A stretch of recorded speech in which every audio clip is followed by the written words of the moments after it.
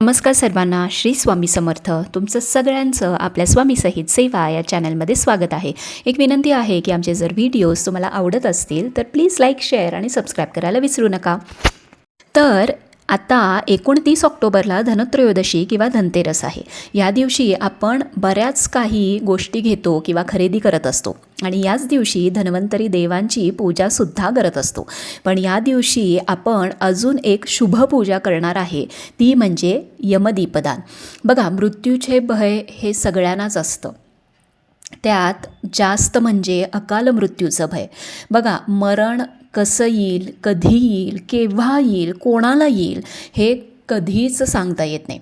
पण तो असं येऊ नये, म्हणजे अकाल मृत्यू येऊ नये यासाठी आपण यमदेवांच्याकडे प्रार्थना तर नक्कीच करू शकतो. त्यामुळे धनत्रयोदशीला यमदेवांसाठी दीपदान कसं करायचं ते आपण बघणार आहोत. बघा, मृत्यूची देवता म्हणजेच यम आणि ते कायम दक्षिण दिशेकडूनच येत असतात, कारण ते दक्षिण दिशेचे स्वामी आहे. त्यामुळे आपण दक्षिणेकडे वात करून आपण त्यांना दिवा लावत असतो आणि लावून प्रार्थना करत असतो.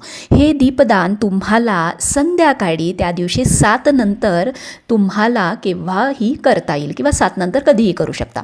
आता बघा, तुम्हाला कणकेचा एक दिवा करायचा आहे. आता त्यात बरीच लोक काय करतात की प्लेन कणिक घेतात. मीठ घालायचं नाही आहे तुम्हाला, प्लेन कणिक घ्यायची आहे, मळायची आहे आणि त्याचा दिवा बनवायचा आहे. थोडी लोक काय करतात की थोडीशी हळद टाकतात आणि दिवा बनवतात. तर बघा, आता मी इथं छान थोडीशी हळद टाकून, अजिबात मीठ टाकलेलं नाही आहे, नुसतं हळद टाकून मी पीठ मळून घेतलेलं आहे आणि त्याचा दिवा तुम्हाला जेव्हा तुम्ही लावणार आहे तेव्हा त्याच्या अगोदरच बनवायचं आहे. असं नका करू की सकाळी पीठ भिजवून ठेवलं आणि मग संध्याकाळी किंवा आदल्या दिवशीचं पीठ, असं अजिबात करू नका. फ्रेश पीठ मळा त्या दिवशी आणि मग त्याचा तुम्हाला दिवा बनवायचा आहे. आता तुम्ही हा दिवा तुम्हाला तामणात ठेवायचा आहे. बघा, इथं तुम्ही छान दिवा बनवून घ्या. साईडला ना 2 मुटके, आमच्याकडं मुटके म्हणतात, तुमच्याकडं ह्याला काय म्हणतात मला माहीत नाही. तर तुम्हाला ते 2 मुटकेसुद्धा बनवायचे आहेत, नुसतं एक दिवा तुम्हाला लावायचा नाही आहे. आता बघा, इथं बऱ्याच पद्धती आहेत.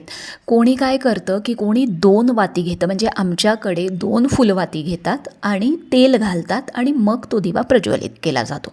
बऱ्याच ठिकाणी एकेरी वात घेतात, म्हणजे एकच समयची वात घेतात. आता मी तुम्हाला डिफरन्स सांगते. माझ्या आईकडं म्हणजे माहेरी फुलवात घेतात, 2 फुलवाती मिळून 1 फुलवात, आणि जेवढी लोक आहेत घरी, म्हणजे समजा आम्ही किती आता 4 लोक आहेत, तर 2 फुलवाती मिळून 1 फुलवात एका माणसाला, असं एका तामणामध्ये असे 2 2 2 2 असं 4 लोकांचं. ही माझ्या माहेरकडची पद्धत झाली. पण माझ्या सासरकडची ही अशी पद्धत आहे. सो आता आपलं कुळ चेंज झालं.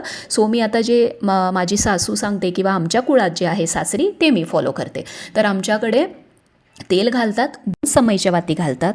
तुमच्याकडं जर एकेरी फुलवात घालत असेल तर तुम्ही एकेरी फुलवात किंवा समईची वात तुम्ही विचारा तुमच्या घरातल्यांना आणि तसं करा. तर मी 2 इथं समईच्या वाती घेतलेल्या आहे आणि त्याच्यावरती, ह्याच्या खालती आपल्याला अक्षता ठेवायच्या आहेत, त्याच्यावर दिवा ठेवायचा आहे. छान दिव्याला हळद, कुंकू, अक्षता हे आपल्याला वाहून घ्यायचं आहे. 1-2 फुलं असेल तर 2 फुलंसुद्धा तुम्ही तामणात ठेवा. तर तुम्हाला देवाकडचं जे तेल आहे, म्हणजे तिळेल असेल किंवा मोहरीचं असेल, आणि अगदीच दोन्ही नसेल तर तुम्ही नॉर्मल तेलसुद्धा तुम्ही वापरू शकता. आता बघा, इथे 2 पद्धती आहे. बरीच लोक चौमुखी दिवासुद्धा लावतात आणि बरीच लोक हा असा एक दिवा लावतात.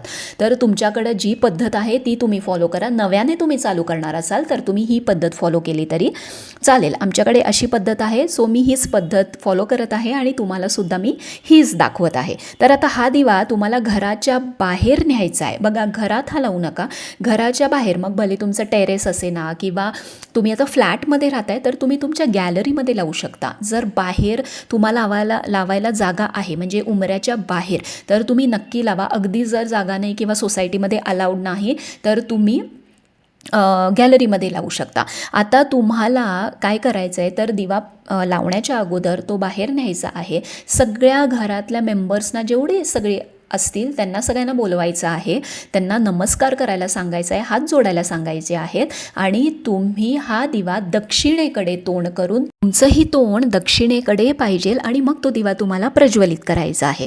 प्रज्वलित करून झाल्यानंतर सगळ्यांनी नमस्कार करायचा आहे आणि सगळ्यांनी प्रार्थना करायची आहे यमराजांच्याकडे की माझ्या कुटुंबावर कधीच अकाल मृत्यू येऊ नये किंवा कधीच अकाल मृत्यू कोणाचा होऊ नये, यासाठी तुम्ही हात जोडून नम्र विनंती त्यांना करायची आहे, प्रार्थना करायची आहे.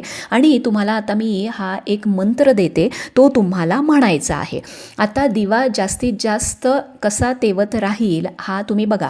आता समजा तुम्ही दिवा लावून प्रार्थना करून आत आला, एक अर्ध्या तासांनी तो समजा विजला तर काहीही हरकत नाही, तुम्ही तो परत प्रज्वलित करू शकता. आता बरीच लोक जॉबवरून रात्री घरी येतात 9-10 वाजता, तर तुम्ही तो थोडंसं तेल घालून परत प्रज्वलित करून जी लोक आता रात्री लेट येतील त्यांनी तिथंच राहून प्रार्थना करून मग घरी आत आलं सॉरी तरीही चालेल.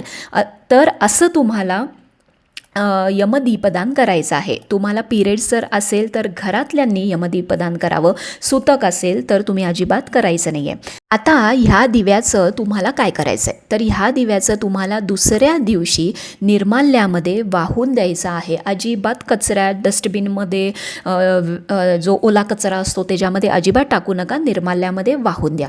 तर धनत्रयोदशीला यमदीपदान करायला अजिबात विसरू नका, याचं खूप महत्त्व आहे आणि आपल्या कुटुंबाचं अकाल मृत्यूपासून रक्षण होतं हे लक्षात ठेवा. तर काही प्रश्न असतील तर कमेंट बॉक्समध्ये नक्की विचारा.